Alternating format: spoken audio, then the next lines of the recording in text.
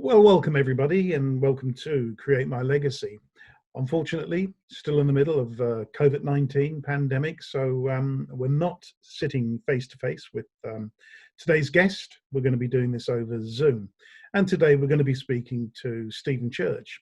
Now, Stephen is a very interesting person because he is a humanist celebrant in the Northampton area.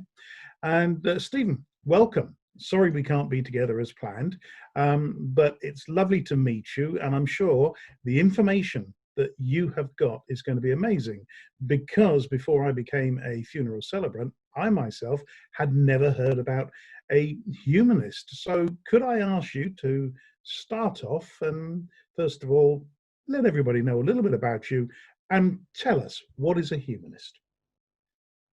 Well, I'd be delighted to, and thank you for making me feel so welcome. Yeah, I'll do my best. Well, it's a funny thing with humanism, because so many people probably are humanists, but just don't realize they are. And essentially, a humanist, it's an atheist, but with a smiley face. Humanists are people who shape their own lives in the here and now. We don't believe in influence from any gods or supernatural beings, so that's the atheist bit, I suppose. For us, this is the one life we have, and we make sense of the world through logic, reason, and evidence, and we always seek to treat those around us with warmth, understanding, and respect. We're not anti-religion, we're just non-religious. And I suppose you'll be interested to know how this reflects in the funerals that we take. Of course, I'm rather unfortunate in that I labour under a surname, which is a kind of contradiction of humanism. And there have been occasions when I've conducted a funeral and I've introduced myself as Stephen Church, and you do get the occasional little giggle in the back row. But that's something I just have to live with. So a humanist funeral is probably like many other funerals. The main difference is that it is non-religious. So we certainly don't bar the playing of music with a religious background. I mean, all kinds of pieces of music have religious origins. For example, you might get somebody who the deceased was a very keen rugby supporter, so they might want Bread of Heaven playing when the coffin goes in at the start. We would regard that as a cultural thing, and we would never say, oh, you can't have this and you can't have that. Where a humanist celebrant might have to draw the line is when it comes to leading acts of collective worship. We can't do that. So we couldn't lead prayers, or we couldn't lead hymn singing.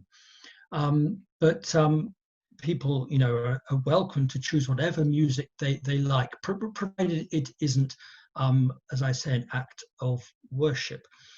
And I would like to stress that we're not anti-faith.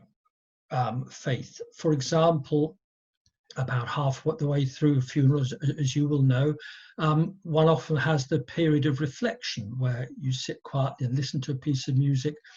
And that's a time where we do invite people who do have a faith to make their own private prayer. So humanist ceremonies are inclusive. Nobody is left out. I don't know if that helps answer some of your questions. No, that was very, very interesting indeed. Could you tell everybody a little bit about the Humanist?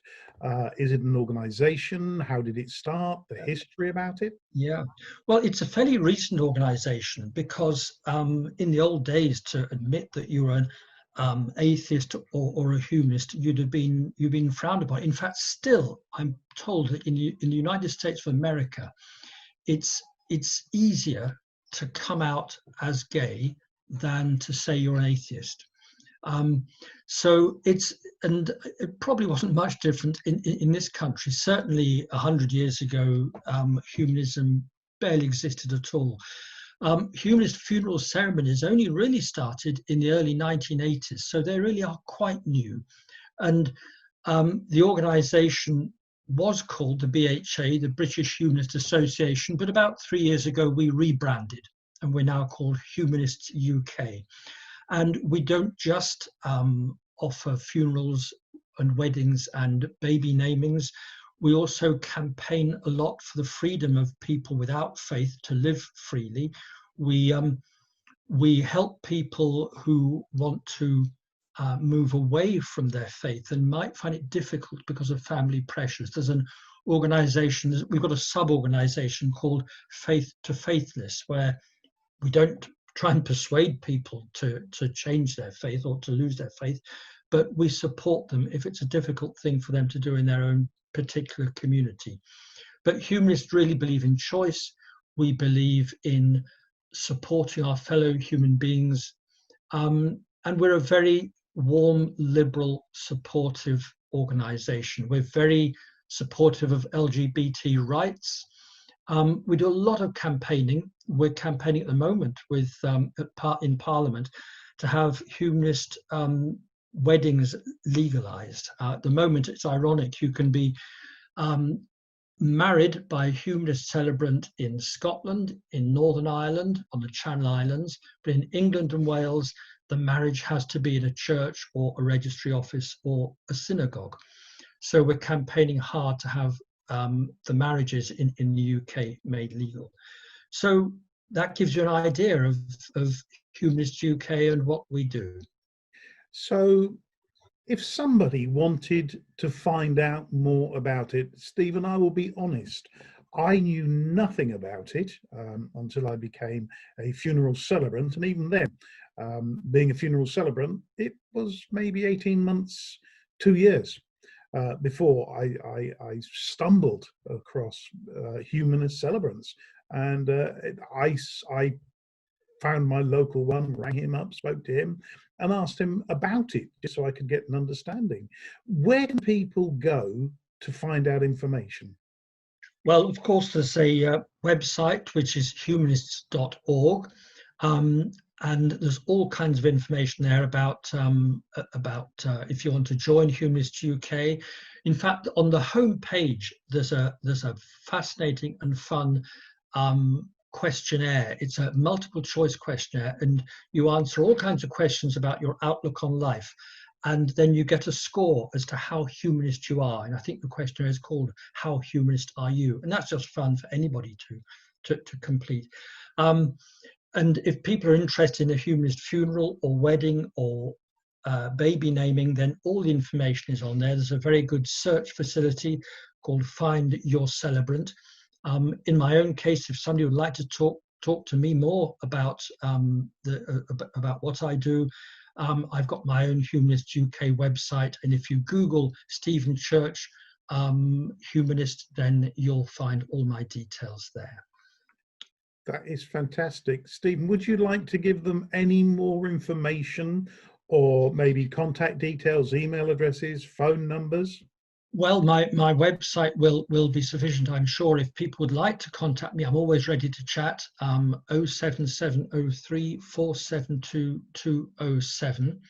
And I would like to say what a pleasure and a privilege it is to be part of the enterprise that you're starting up. Create My Legacy is a terrific idea, and it addresses this big gap that people have at the moment, whereby in many cases people can't find out all they need to know about the life of the deceased. And this opportunity for people to pre-plan their own funerals so that when they have passed away, all the information is there and available, I think is a terrific idea. And I wish you every success with it, Eugene. I'm sure it's going to be great.